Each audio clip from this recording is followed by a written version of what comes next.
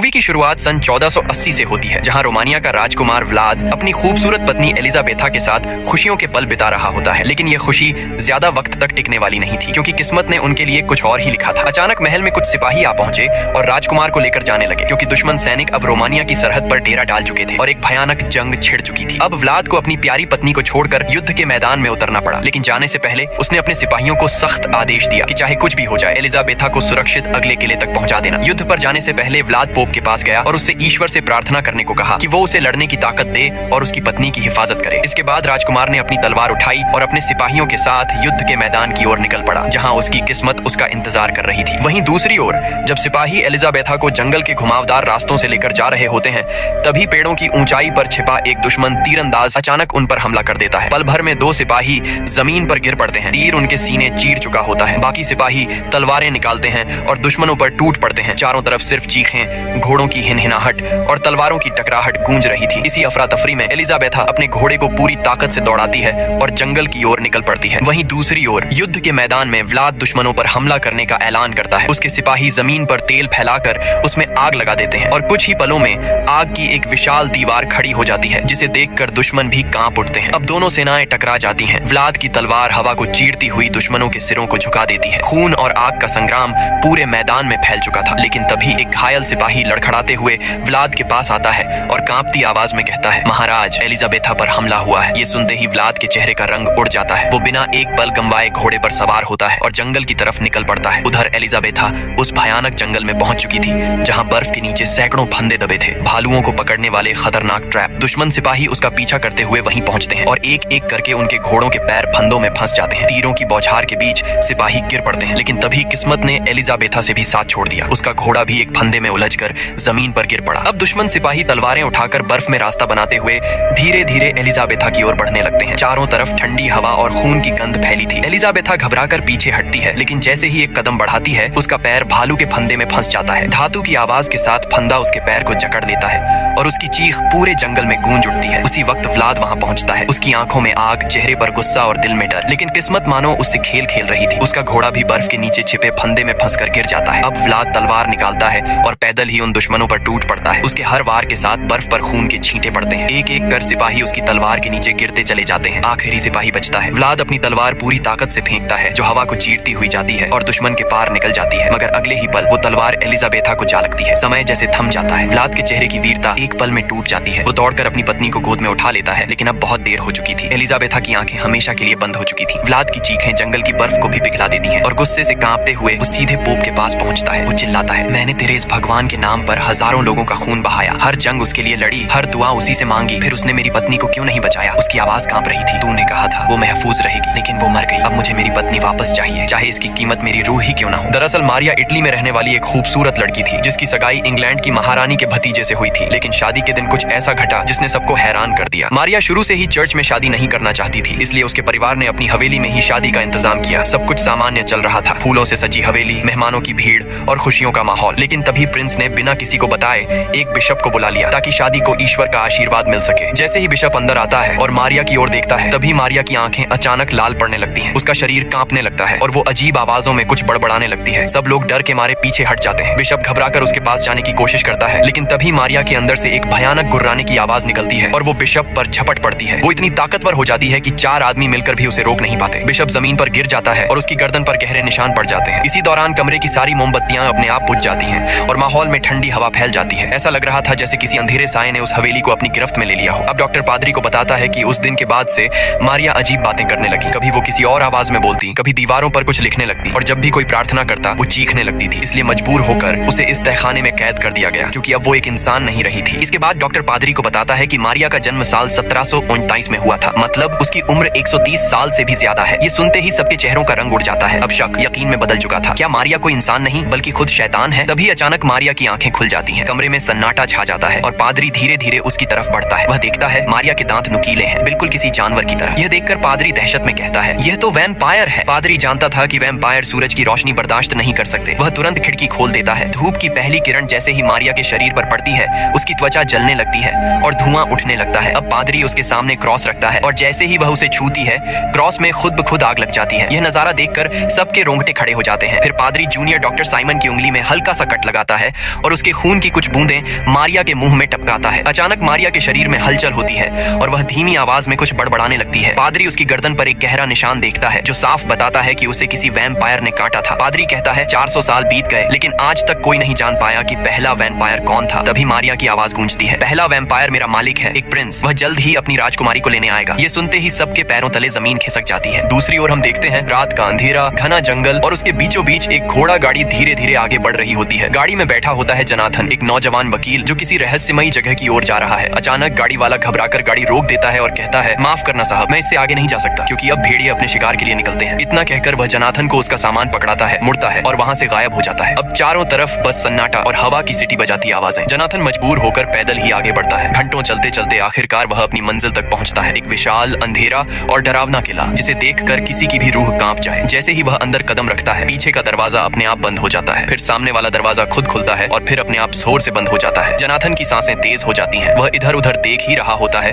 कि अचानक बालकनी पर किसी शख्स की परछाई दिखाई देती है। बिजली कड़कती है और वो परछाई गायब। जनाथन जैसे ही पलटता है उसके पीछे खड़ा होता है एक बूढ़ा आदमी, सफेद बाल, लाल आंखें और चेहरा बिल्कुल निर्विकार। वो धीरे से मशाल बुझा देता है और तभी पूरे महल की बत्तियां अपने आप जल उठती हैं। अब वो मुस्कुराते हुए कहता है, मैं हूँ राजकुमार व्लाद, जिसे कुछ लोग ड्रैकुला के नाम से भी जानते हैं। इसके बाद दोनों डाइनिंग टेबल पर बैठते हैं। जनाथन भूख से बेहाल होकर खाना खाने लगता है लेकिन ड्रैकुला एक कौर तक नहीं खाता। वह बस अपनी ठंडी आंखों से जनाथन को देखता है और जैसे ही हाथ हिलाता है सामने रखी प्लेट खुद ब खुद सरक कर जनाथन के पास आ जाती है। जनाथन चौंकता है पर सोचता है शायद कोई ट्रिक होगी, लेकिन उसे नहीं पता था कि ये कोई जादू नहीं बल्कि उसकी जिंदगी का सबसे डरावना पल शुरू हो चुका था। जब जनाथन अपने बैग से कागज निकाल रहा होता है तभी ड्रैकुला की नजर कमरे के कोने में भागते एक छोटे से चूहे पर पड़ती है। वो धीरे से मुस्कुराता है और पल भर में कांटा उठाकर उसे दीवार से भेद देता है। फिर उस चूहे को ऐसे निचोड़ता है जैसे नींबू, और उसका खून प्याले में गिरने लगता है। वो खून को चाटता है ऐसे जैसे किसी और के लिए वो जहर हो लेकिन उसके लिए अमृत। जनाथन यह सब देखकर सन्न रह जाता है लेकिन अपने डर को छिपाते हुए कागज आगे बढ़ाता है और कहता है, सरकार चाहती है कि आपकी ये पुरानी हवेली खरीद कर उसे अस्पताल में बदला जाए। तभी उसका बैग जमीन पर गिरता है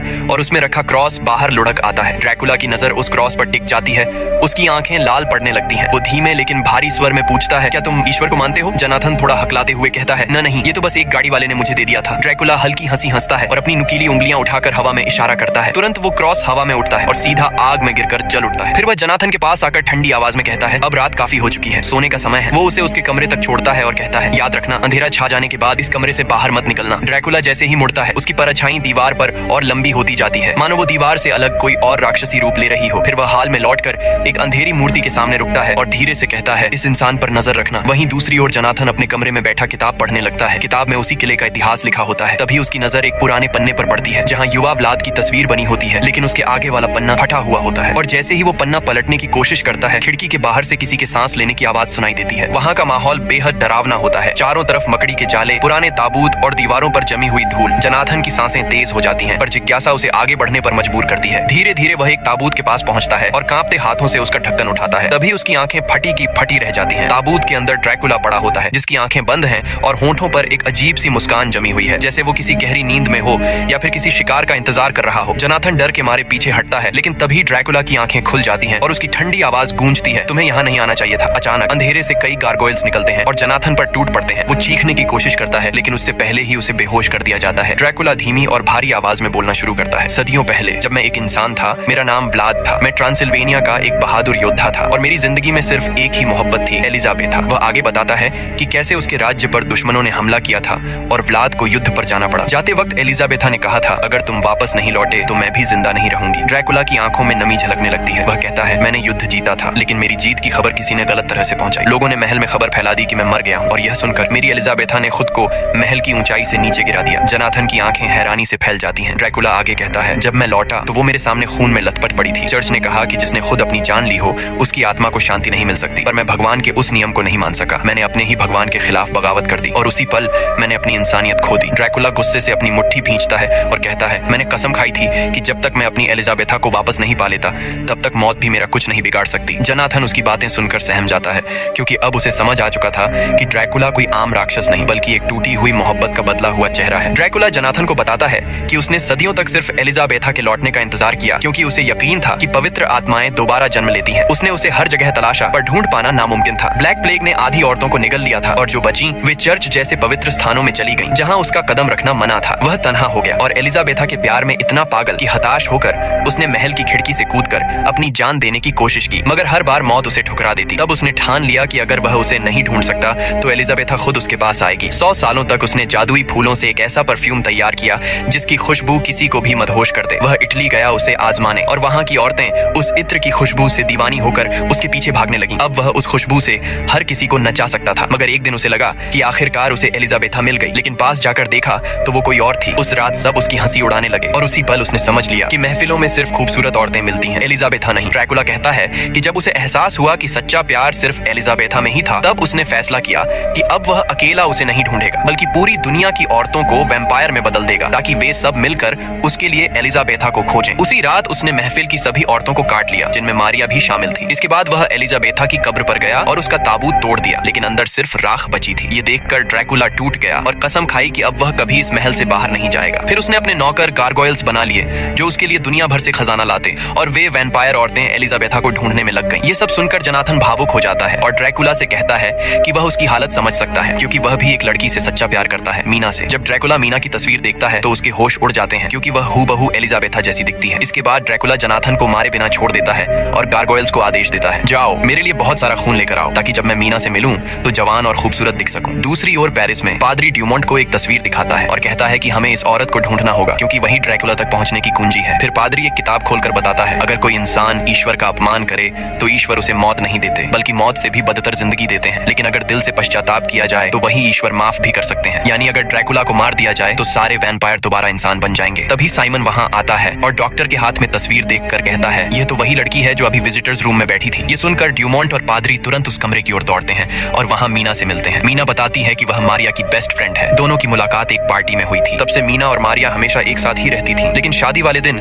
जब मारिया ने बिशप को देखा तो वह अचानक अजीब तरह से पागल सी हो गई थी। मीना बताती है कि कई बार उसे लगता था जैसे मारिया इस सदी की नहीं है, उसके अंदर कुछ रहस्यमय और परालौकिक बात जरूर थी। वहीं दूसरी ओर ड्रैकुला अब एक भिखारी का भेष बनाकर मठ में पहुंचता है। एक नन उसे पहचानती नहीं और दया दिखाते हुए मठ के अंदर लेकर आती है, लेकिन जैसे ही ड्रैकुला अंदर कदम रखता है वह अचानक अपना भेष उतार देता है। उसके चेहरे पर वही पुरानी खौफनाक शाही चमक लौट आती है। वह अपनी जेब से वो जादुई परफ्यूम निकालता है जिसे उसने सदियों पहले तैयार किया था और उसे यीशु की मूर्ति पर छिड़क देता है। कुछ ही पलों में उस इत्र की खुशबू पूरे मठ में फैल जाती है। उस खुशबू में कुछ ऐसा जादू था कि सभी नन एक एक करके मदहोश होकर ड्रैकुला की तरफ खींची चली जाती हैं, जैसे कोई अदृश्य ताकत उन्हें बुला रही हो। सबकी आंखों में नशा था और वे एक एक करके ड्रैकुला के पैरों में गिरने लगती हैं, जबकि ड्रैकुला एक खौफनाक मुस्कान के साथ उन पर नजर डालता है। ननें उसके करीब आने के लिए पागलों की तरह तड़प रही थीं। जैसे ही वे ड्रैकुला के चारों ओर गिरीं, वह एक शैतानी मुस्कान के साथ उन पर टूट पड़ा। उसकी आंखें लाल अंगारों की तरह जलने लगीं और अगले ही पल उसने उनकी गर्दनों में अपने नुकीले दांत गड़ा दिए। पूरे मठ में चीखों की गूंज भर जाती है, लेकिन कोई भी उसे रोक नहीं पाता। कुछ ही पलों में पूरा मठ खून के सन्नाटे में बदल जाता है। वहीं दूसरी ओर किले में जनाथन अकेला पड़ा हुआ था। ये मौका देखकर वह पूरी ताकत लगाकर अपनी जंजीरें तोड़ देता है। जंजीरें टूटते ही वह सावधानी से अपने पैरों को जमीन पर टिकाता है और महल से बाहर निकलने के लिए चुपचाप तहखाने की ओर बढ़ता है। लेकिन तभी ऊपरी खिड़की से एक गारगोयल उसे देख लेता है। वह तुरंत जोर से गुर्राता है और अपने साथियों को बुला लेता है। जैसे ही जनाथन खिड़की की तरफ बढ़ता है, गारगोयल एक कुल्हाड़ी से उस कपड़े को काट देता है जिससे जनाथन दीवार पर लटक जाता है। अब जनाथन दीवार से झूलता हुआ नीचे गिरता है और लुढ़कते हुए बर्फ से ढकी झील पर जा गिरता है। गारगोयल्स ऊपर से कूदकर उसकी ओर बढ़ते हैं। उनके पंजे बर्फ पर रगड़ खा रहे थे, लेकिन तभी एक गारगोयल बर्फ टूटने से झील में समा जाता है। यह देखकर बाकी पीछे हट जाते हैं। जनाथन ठंडी सांसों के बीच धीरे धीरे झील की सतह पर रेंगता हुआ आगे बढ़ता है। ठंड उसकी हड्डियों में उतर रही थी, लेकिन उसके कदमों में हिम्मत अब भी बाकी थी। इसके बाद हमें ड्रैकुला को दिखाया जाता है जो अब पहले से कहीं ज्यादा जवान और ताकतवर नजर आ रहा था। उसका चेहरा चमक रहा था जैसे सदियों की थकान अचानक मिट गई हो। अब वह साइमन के क्लिनिक पहुंचता है और वहां आते ही अपने जादुई परफ्यूम की खुशबू से पूरे कमरे का माहौल बदल देता है। कुछ ही पलों में साइमन की आंखें सुन्न पड़ जाती हैं और वह ड्रैकुला के वश में आ जाता है। ड्रैकुला शांत आवाज में उससे कहता है, मुझे उसके पास ले चलो। साइमन बिना कुछ सोचे समझे उसे मारिया के कमरे में ले जाता है। जैसे ही मारिया ड्रैकुला को देखती है, उसके चेहरे पर एक पागलपन भरी खुशी फैल जाती है। वह हांफती हुई आवाज में कहती है, मैंने एलिजाबेथा को ढूंढ लिया है। यह सुनते ही ड्रैकुला के होंठों पर एक खतरनाक मुस्कान उभरती है। वह इनाम के तौर पर साइमन को उसके सामने रख देता है और कहता है, यह इनाम तुम्हारे लिए है, उसका खून पी लो। मारिया झपट कर साइमन की गर्दन पर दांत गड़ा देती है। कमरे में सन्नाटा छा जाता है। वहीं दूसरी ओर पादरी अपनी पुरानी किताबों में रिसर्च कर रहा होता है। अचानक उसे एक सदियों पुरानी तस्वीर मिलती है और तस्वीर देखकर उसका चेहरा पीला पड़ जाता है। तभी एक आदमी अंदर आता है और कहता है, डॉक्टर ने आपको बुलाया है। अब पादरी डूमो के पास पहुंचता है। डूमो घबराई आवाज में बताता है, मारिया गायब हो चुकी है और साइमन अब इंसान नहीं रहा। पादरी उसकी गर्दन पर बने दांतों के निशान देखता है और महसूस करता है कि उसकी त्वचा पर वही परफ्यूम की खुशबू फैली हुई है जो उसने कभी ड्रैकुला के बारे में पढ़ी थी। अब जैसे ही डूमो उस रहस्यमयी शख्स का हुलिया बताता है, पादरी की आंखें चौड़ी हो जाती हैं। वह कांपती आवाज में कहता है, हे भगवान, वो यहाँ है और अब मीना खतरे में है। इसके बाद हमें मीना को दिखाया जाता है जो बहुत बेचैन और उलझन में दिखाई दे रही थी। तभी अचानक दरवाजे की घंटी बजती है। मीना दरवाजा खोलती है तो सामने मारिया खड़ी होती है, बिल्कुल स्वस्थ, जवान और पहले जैसी खूबसूरत। मीना हैरान होकर पूछती है, तुम तो बीमार थी ना? मारिया मुस्कुराते हुए जवाब देती है कि डॉक्टर ड्यूमोंट ने उसे अब घर जाने की इजाजत दे दी है। फिर वो मीना को बताती है कि उसका एक बहुत खास दोस्त है जो उससे मिलने के लिए बेसब्री से इंतजार कर रहा है। मारिया मीना से कहती है कि वो अच्छे कपड़े पहन ले क्योंकि वो दोनों बाहर जा रही हैं। कुछ देर बाद दोनों एक शानदार होटल पहुंचती हैं जहां ड्रैकुला पहले से ही उनका इंतजार कर रहा होता है। जैसे ही ड्रैकुला की नजर मीना पर पड़ती है उसकी आंखें ठहर जाती हैं। ऐसा लगता है जैसे उसने अपनी खोई हुई मोहब्बत एलिजाबेथा को फिर से पा लिया हो। मारिया मुस्कुराकर मीना की मुलाकात ड्रैकुला से करवाती है। ड्रैकुला उसकी तारीफों में डूब जाता है। तुम्हारी आंखें जैसे सदियों पुरानी किसी याद का आईना हो। वो उसका हाथ थामकर चूम लेता है। मीना के जहन में अचानक अजीब अजीब विजन आने लगते हैं, जैसे उसने ड्रैकुला को पहले भी कहीं देखा हो, बहुत पहले। वो घबरा जाती है और तुरंत बाहर जाने का बहाना बना लेती है, लेकिन ड्रैकुला भी उसके पीछे मेले तक पहुंच जाता है। वहां मीना एक हॉन्टेड हाउस में जाती है जहां अचानक एक नकली कंकाल गिरने से डर जाती है। ड्रैकुला तुरंत उसे बाहर खींच लाता है। बाहर निकलकर मीना गन शूटिंग गेम खेलने लगती है। तभी ड्रैकुला पीछे से आकर उसके हाथों को थाम लेता है और निशाना लगाना सिखाने लगता है। उस पल मीना को फिर वही पुराने विजन दिखाई देने लगते हैं, जैसे किसी और जिंदगी की यादें हों। कुछ देर बाद दोनों होटल लौटते हैं। वहां ड्रैकुला मीना को एक छोटा सा म्यूजिक बॉक्स दिखाता है, वही जो उसने सदियों पहले अपनी पत्नी एलिजाबेथा को दिया था। उसकी आंखों में अब भी वही अधूरी मोहब्बत झलक रही थी। उस म्यूजिक बॉक्स से एक पुरानी रहस्यमयी धुन बजने लगती है। मीना उस धुन को ध्यान से सुनती है और अचानक उसके चेहरे का रंग बदल जाता है। उसे ये धुन कहीं न कहीं से जानी पहचानी लगती है, जैसे वो इसे पहले भी सुन चुकी हो, शायद किसी और जिंदगी में। धीरे धीरे उसके जहन में कुछ धुंधली तस्वीरें उभरने लगती हैं। एक पुराने महल की, एक खिड़की के पास खड़ी औरत की और एक आदमी की जो ठीक ड्रैकुला जैसा दिखता है। मीना घबरा जाती है और गुस्से में ड्रैकुला पर चिल्ला पड़ती है, तुम मुझ पर कोई जादू टोना कर रहे हो, मेरे दिमाग के साथ खेल रहे हो। ड्रैकुला उसकी आंखों में देखते हुए धीरे से कहता है, नहीं मीना, मैं सिर्फ वो सच बता रहा हूँ जिसे तुम खुद भूल चुकी हो। एलिजाबेथा वो मेरी पत्नी थी और मुझे पूरा यकीन है कि तुम वही हो, उसका दूसरा जन्म। मीना हैरान और गुस्से में जवाब देती है, मैं मीना हूँ, एलिजाबेथा नहीं। ड्रैकुला बस हल्का सा मुस्कुराता है, मानो वो जानता हो कि सच क्या है। फिर वो म्यूजिक बॉक्स उसकी ओर बढ़ाता है और कहता है, इसे अपने पास रखो, शायद किसी दिन ये तुम्हें सब कुछ याद दिला दे। इसके बाद वो मीना को उसके घर तक छोड़ने आता है। रात ठंडी थी लेकिन मीना के मन में अजीब बेचैनी थी। जैसे ही वो घर के अंदर जाती है, वहाँ पादरी और डॉक्टर ड्यूमोंट मौजूद होते हैं जो घायल जोनाथन का इलाज कर रहे होते हैं। मीना कुछ समझ ही नहीं पाती कि ये सब क्या हो रहा है। तभी पादरी उसकी ओर देखकर कहता है, मीना, तुम्हें उस शख्स से दूर रहना होगा। वो इंसान नहीं है, वो एक वैम्पायर है। वो लोगों का खून पीता है और उन्हें अपने वश में करने के लिए उस रहस्यमयी खुशबू वाले परफ्यूम का इस्तेमाल करता है। मीना की सांसें थम जाती हैं। उसके जहन में एक ही सवाल घूम रहा था, क्या वाकई ड्रैकुला वही है जो सब कह रहे हैं, या फिर वो सच में वही है जिससे वो सदियों पहले प्यार कर चुकी थी। पादरी मीना की गर्दन को ध्यान से देखता है। उसे शक था कि कहीं ड्रैकुला ने उस पर अपने दांतों के निशान तो नहीं छोड़े, लेकिन उसके गले पर कोई भी निशान नहीं था। इससे वो और भी उलझन में पड़ जाता है। मीना अब और कुछ नहीं सुनना चाहती थी। उसकी आंखों में डर और उलझन साफ झलक रही थी। वो तेजी से वहां से भागती है और अपने कमरे में जाकर दरवाजा बंद कर लेती है। अब वो फूट फूट कर रोने लगती है। उसे समझ नहीं आ रहा था कि आखिर उसके साथ हो क्या रहा है। उसका दिल ड्रैकुला की ओर खींचता जा रहा था, लेकिन दिमाग बार बार उसे उससे दूर रहने को कह रहा था। रोते रोते उसकी नजर उस छोटे से म्यूजिक बॉक्स पर पड़ती है जो ड्रैकुला ने उसे दिया था। वह धीरे से उसे खोलती है। जैसे ही बॉक्स खुलता है, वही पुरानी धुन बजने लगती है, वही जो उसने पहले सुनी थी। मीना की आंखें झपकती हैं और अचानक उसके सामने अतीत के कुछ दृश्य उभरने लगते हैं। वो एक महल में खड़ी है, सफेद गाउन पहने हुए, और ड्रैकुला उसके सामने झुककर उसका हाथ चूम रहा है। उस पल की गर्माहट, वो एहसास, सब कुछ उसे सच्चा लगने लगता है। धीरे धीरे वो इन विजनों में पूरी तरह खो जाती है, लेकिन जैसे ही उसकी आंखें खुलती हैं, वो डर से पीछे हट जाती है क्योंकि ड्रैकुला ठीक उसके सामने खड़ा था। मीना की सांसें तेज हो जाती हैं। वो कांपती हुई आवाज में कहती है, तुम यहाँ क्या कर रहे हो? यहाँ से चले जाओ, प्लीज चले जाओ। ड्रैकुला शांत नजरों से उसे देखता है और कहता है, अगर मैं चला गया तो क्या तुम्हारा दिल भी मुझे भुला पाएगा मीना? मीना कुछ नहीं कह पाती, लेकिन उसकी आंखों में डर और मोहब्बत दोनों की झलक साफ दिख रही थी। ड्रैकुला की आंखों में दर्द और सच्चाई दोनों झलक रहे थे। वह मीना के करीब जाकर धीरे से कहता है, मीना, तुम्हें नहीं पता मैं कितनी सदियों से तुम्हारा इंतजार कर रहा हूँ। लेकिन मीना चीखते हुए पीछे हट जाती है। बस अब और कुछ मत कहो। वो कांप रही थी, डर और उलझन से भरी हुई। ड्रैकुला गहरी सांस लेता है और खिड़की की ओर बढ़ जाता है। वो बाहर झांक कर ठंडी हवा में देखता है, फिर कहता है, अगर तुम्हें मेरी सच्चाई सुननी ही नहीं तो शायद मेरे होने का कोई मतलब नहीं। वो खिड़की से नीचे कूदने को होता है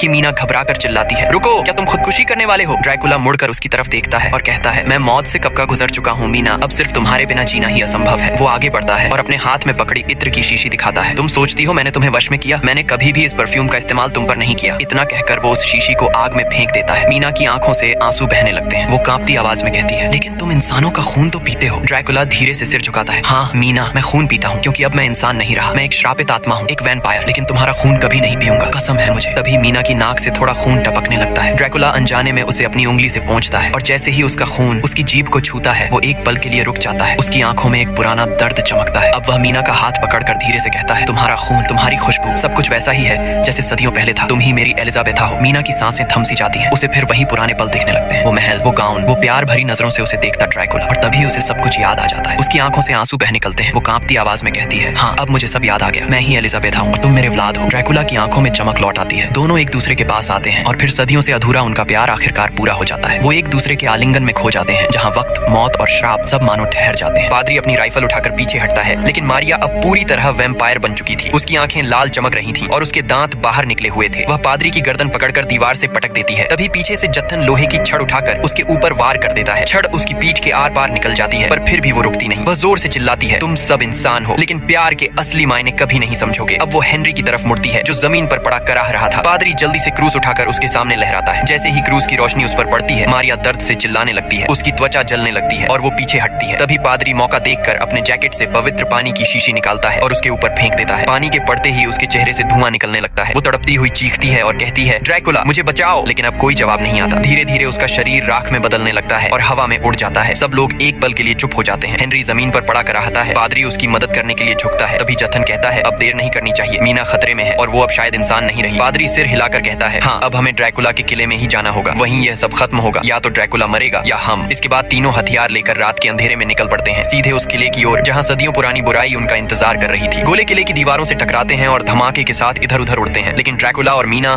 किले के अंदर सुरक्षित रहते हैं। ड्रैकुला अपने पालतू गारगोयल्स को हुक्म देता है कि बाहर आने वाले किसी भी इंसान को रोको। अब पादरी और उसकी टीम धीरे धीरे किले के अंदर प्रवेश करने की कोशिश करते हैं। उन्होंने देखा कि किले के दरवाजे अपने आप बंद हो जाते हैं और दीवारों पर खून के निशान चमकने लगते हैं। ड्रैकुला अब मीना के पास बैठकर कहता है, अब तुम मेरी दुनिया की हकदार हो, तुम्हें डरने की कोई जरूरत नहीं। मीना धीरे धीरे उसके हाथ पकड़ती है और कहती है, अब मैं तुम्हारे साथ हमेशा रहना चाहती हूँ, चाहे कुछ भी हो। इसी बीच पादरी टीम के साथ किले के मुख्य हाल में प्रवेश करता है। वह देखता है कि ड्रैकुला और मीना सुरक्षित है, लेकिन आसपास की दीवारों और फर्श पर अजीब परछाइयां हिल रही हैं। ड्रैकुला अपने गारगोयल्स के जरिए पादरी को चुनौती देता है, अगर तुम मेरे और मीना को छूने की कोशिश करोगे तो तुम्हारा अंजाम वही होगा जो तुम्हारे सामने मारिया का हुआ। पादरी थोड़ा डरता है, लेकिन फिर भी कदम बढ़ाता है। ड्रैकुला और गारगोयल्स अपने अपने स्थानों पर खड़े हो जाते हैं, तैयार संघर्ष के लिए। किले के अंदर की ये चुप्पी अब बड़े तूफान की शुरुआत है, जहाँ इंसान और वैम्पायर की आखिरी भिड़ंत होने वाली है, जिससे किले की छत टूट कर गिरने लगती है। तब ड्रैकुला मीना से कहता है कि उसे बाहर निकलकर सामना करना होगा और वह कमरे में ही रहे। इतना कहकर ड्रैकुला कमरे से बाहर निकल जाता है। वहीं गर्गल्स भी सिपाहियों पर टूट पड़ते हैं और कई सिपाहियों को मार गिराते हैं, लेकिन सिपाहियों की संख्या बहुत ज्यादा थी और धीरे धीरे वे पूरे किले में फैल गए। जनाथन अपनी टीम को तहखाने में लेकर जाता है। मीना जैसे ही सिपाहियों को अपनी ओर आते देखती है, वह कमरे का दरवाजा बंद कर देती है। जनाथन सिपाहियों को ताबूत दिखाता है और कहता है कि ड्रैकुला इसी में छुपा हो सकता है। सिपाही ताबूत पर गोलियां चलाते हैं, लेकिन तभी ड्रैकुला अचानक जनाथन के पीछे से आकर उसे बेहोश कर देता है। फिर वह गर्गल्स के साथ मिलकर